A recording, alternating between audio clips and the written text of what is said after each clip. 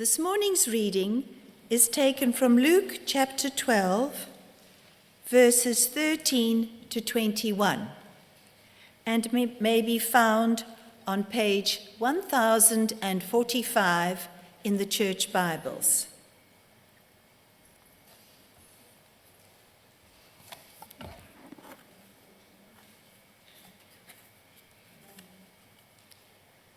Someone in the crowd said to him, "Teacher, tell my brother to divide the inheritance with me." Jesus replied, "Man, who appointed me a judge or an arbiter between you?" Then he said to them, "Watch out. Be on your guard against all kinds of greed. And man's life does not consist in abundance of his possessions." And he told them this parable. The ground of a certain rich man produced a good crop. He thought to himself, "What shall I do? I have no place to store my crops." Then he said, "This is what I'll do. I will tear down my barns and build bigger ones, and there I will store all my grain and my goods. And I'll say to myself, 'You have plenty of good things laid up for many years. Take life easy, eat, drink, and be merry.' But God said to him, 'You fool, this very night your life will be demanded from you. Then who will get what you have prepared for yourself? This is how it will be with anyone who stores up things for himself, but is not rich towards God." This is the word of the Lord.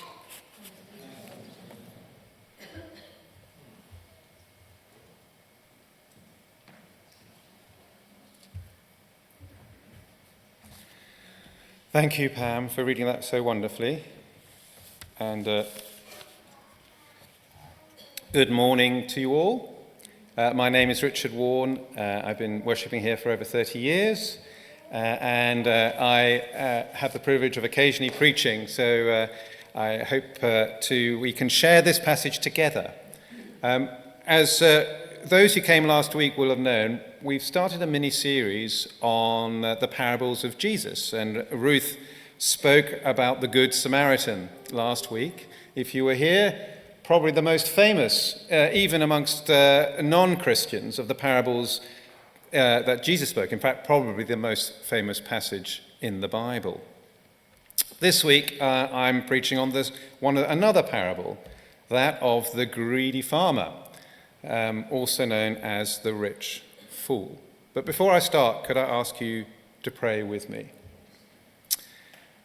In the words of Psalm 19, may the words of my mouth and the thoughts and meditations of each of our hearts be pleasing in your sight, Lord, my rock and my redeemer. So before we look at this passage, I'd like to ask a question around, why does Jesus use parables? Are they just good stories? There are at least 38 recorded parables in the Gospels. I say at least because you can make a larger number if you take in some other anecdotes. Are they just illustrative of a point, or is there a little bit more to them? If you look at the parables, they usually follow a similar pattern. There's usually a question someone asks from the crowd.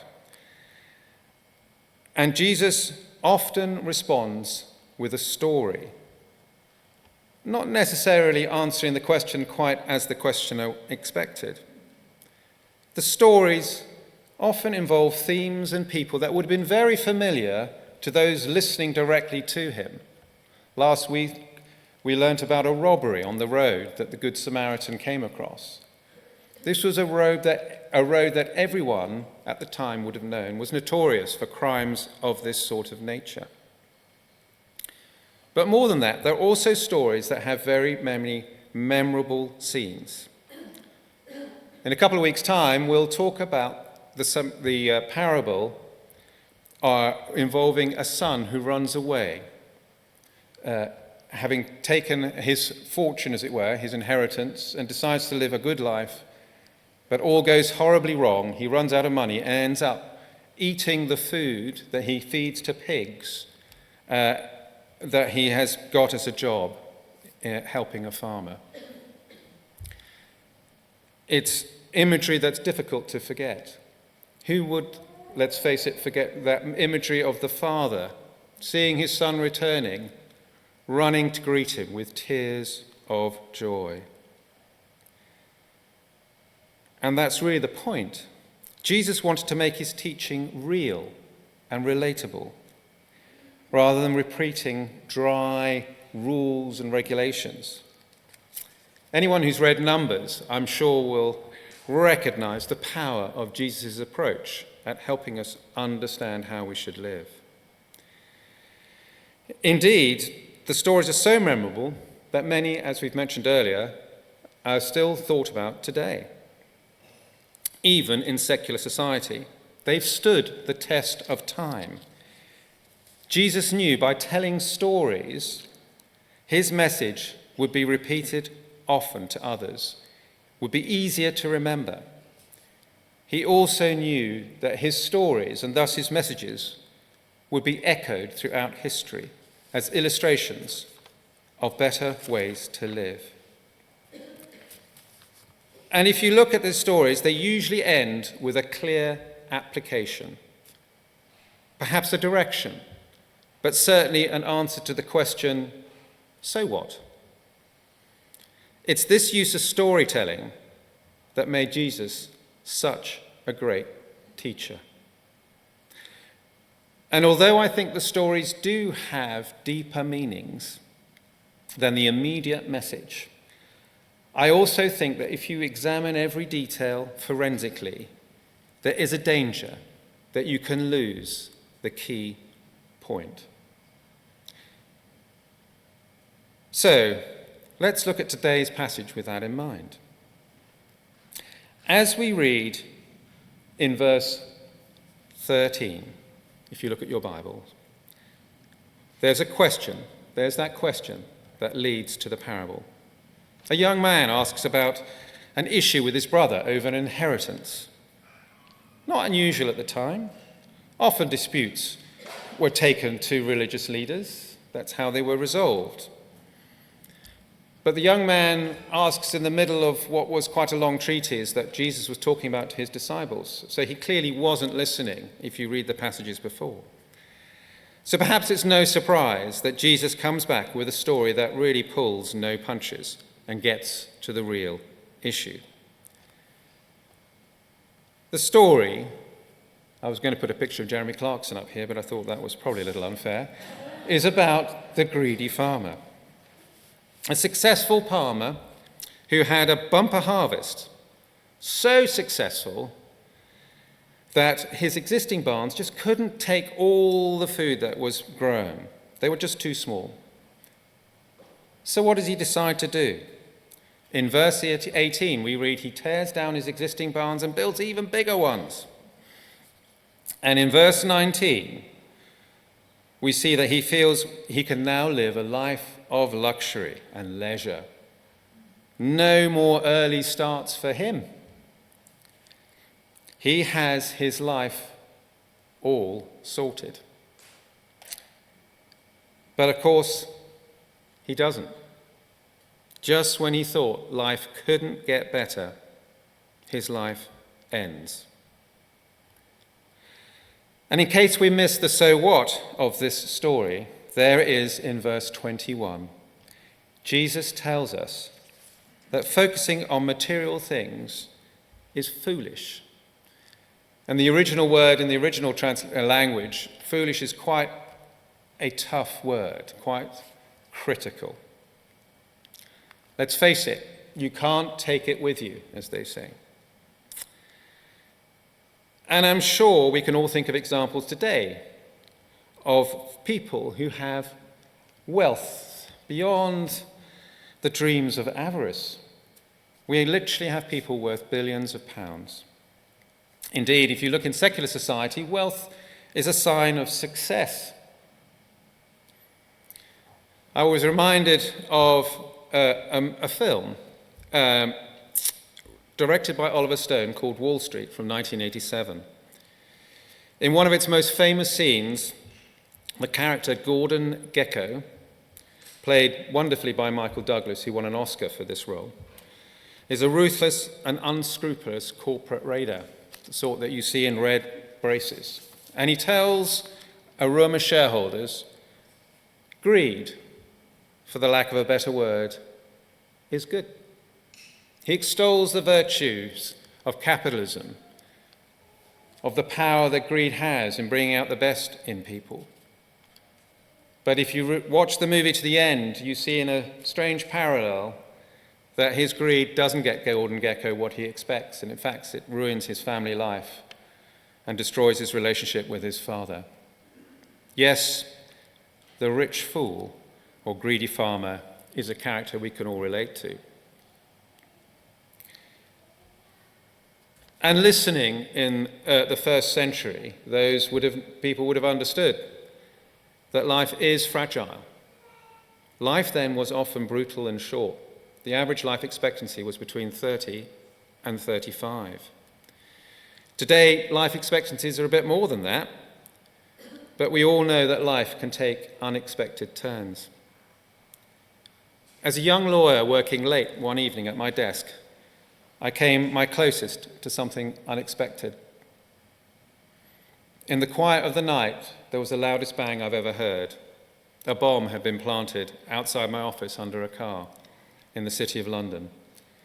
Sadly, something that wasn't uncommon at the time. Even though I was on the 5th floor, the shockwave shattered the window next to my desk, and glass fell all over the papers I was working on. I felt the rising heat and saw the flames and smoke. And I have to say, for a moment, I felt this is it. Fortunately, it wasn't, and I suffered no long-term ill effects, although I avoided fireworks for a while. And thank goodness no one else was seriously hurt. However comfortable we may feel, life can change. I was struck whilst watching earlier in the year reports of the terrible fires in Los Angeles suburbs. Watching the scenes of these fires sweeping through,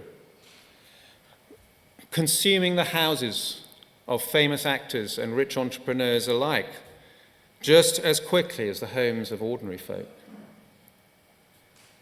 One's fame and riches were of no consequences to those raging fires. And what was interesting when you listened to the heart-rending stories of loss, it wasn't the fancy equipment or homes that people talked about most. It was the lost family pictures, the memories in their homes. That was what they said was their greatest loss. That's a scene there of what it would have been before the fires. A beautiful place. So at the heart of this story, there's something that we can all understand. Possessions, the latest iPhones, fine clothes, they all fail. They all fade. Let's face it, every year the latest iPhone in your pocket is made second-rate as they bring out the latest new model. Many in society recognize this shallowness. There are a number of studies today that show that many young people, Gen Z I think as it's referred to now, are turning their backs on consumerism and looking for more purpose in their lives. The Bible Society recently released a report on a study that shows growing numbers of attendance at church following a long, steady decline, as the press will have you believe, with a surprising number of young men, in particular, showing interest. That's exciting news. And it shows that people are realizing that having a purpose is something worth more than the latest tech in your pocket. Jesus reminds us in verse 21 that investing in our spiritual health is so much more important than storing up possessions. Rather than putting one's own needs at the center of your life, just as our greedy farmer did, one should put God there. Not that money is necessarily bad. Indeed, it can be a force for good. St. Augustine wrote, when actually on this parable, that the best storehouses would have been the bellies of hungry children rather than large food mountains. But how easy it is to succumb in this modern world to the pressure of adverts, to consumerism, and the endless message that things make you happy. And as Jesus said in Matthew chapter 6, verse 21, where your treasure is, so is your heart. Possessions aren't bad, but you have to have the right relationship with them. One of the richest men in the world at his time, King David, recognized this. I've used this in my last sermon, actually. But in this quote from Chronicles, in the last bit, he acknowledges, despite all his wealth, all his power, wealth and honor come from you, Lord. You are the ruler of all things. The greedy farmer didn't realize this when his bump of harvest came. He thought it was just purely as a result of his hard work. As anyone who's watched the rather good show Clarkson's Farm will know, hard work alone doesn't secure a guaranteed harvest. Too much rain, too much sun, it's all to rack and ruin. In fact, it's not just possessions that help. I was rather struck. I don't know how many of you will be watching the Euro finals this evening, with the brave Lionesses taking on the very skilled Spanish women's football team. I was struck at an interview after the semi-finals when a young woman who's still a teenager, Michelle Agyemang, spoke. She was asked by the journalist, what's it feel like to be able to be such a talented player, having 4 years previously been just a ball girl on the side? And instead of talking about her skill and all the other things, she said something that really struck a chord with me, and she said, it's the will of God that I've got here. She understood that although it was hard work that she had put in, it was God's grace that had given her the opportunity. So watch tonight and see whether she continues in her ability to pluck the victory from the jaws of defeat. So rather than focusing on what possessions can do for us, we should hold our possessions and skills more lightly. It's God's generosity that has given us these things. And it's having a generous heart like God is perhaps the best way to avoid the rich fool's mistake. As treasurer, I see firsthand the generosity of everyone out there that I'm looking at now. They lead lives, you lead lives, many of you, as Jesus said in verse 21, rich to God, giving freely of your money, of your time, of your skills. It is humbling to see. But a generous heart is always the best antidote to greed.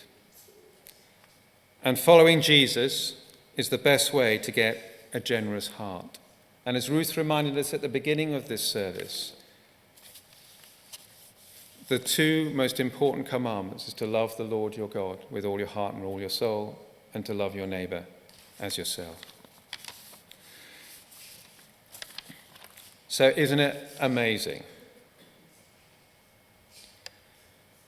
that a tale of a rich fool told to an anonymous questioner 2,000 years ago, who knows what happened to his inheritance, can be the subject of a sermon 2,000 years later in Woking? But that's the power of Jesus' stories that he used to illustrate how to lead a better life. And that's definitely something worth sharing. Amen.